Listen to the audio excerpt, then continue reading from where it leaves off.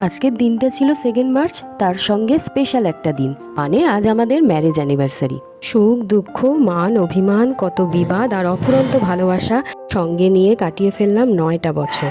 এই 9টা বছর শুধুমাত্র আমার কাছে একটা সময় নয়, এই 9টা বছরে আমরা পার করেছি অনেক চড়াই আর উতরাই। এতগুলো বছরের জীবনটা কিন্তু সবসময় মসৃণ ছিল না। ভালো সময় যেরকম কাটিয়ে এসেছি, সেরকম আমাদের জীবনেও এসেছিল বহু খারাপ সময়।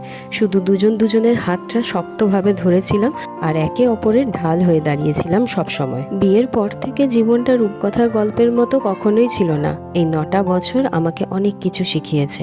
নিজেদের জীবনকে সুন্দর করতে গেলে কোন কোন জিনিসগুলো ইগনোর করতে হয় আর কোন কোন জিনিসগুলোকে ইম্পর্টেন্স দিতে হয় সেইগুলো শিখেছি। মা হওয়ার পর শিখেছি ধৈর্য ধরতে। একটা সংসার করতে গেলে, একটা সংসারকে সুন্দর রাখতে গেলে ধৈর্য একটা খুব বড় ফ্যাক্টর। আমার কাছে সংসার মানে একে অপরের কথা মেনে চলা নয়। সংসার মানে দুটো ভিন্ন মানুষের ভিন্ন মতামত তো থাকবেই।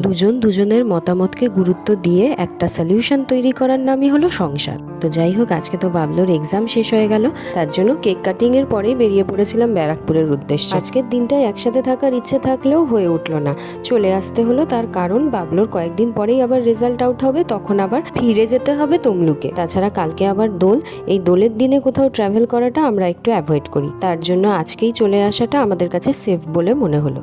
এখানে আসার পর ওয়েদারের ডিফারেন্সটা বুঝতে পারলাম। এখানে এখনও বেশ ঠান্ডা ঠান্ডা কিন্তু রয়ে গেছে, অথচ তমলুকে কিন্তু এখনই বেশ গরম পড়ে গেছে।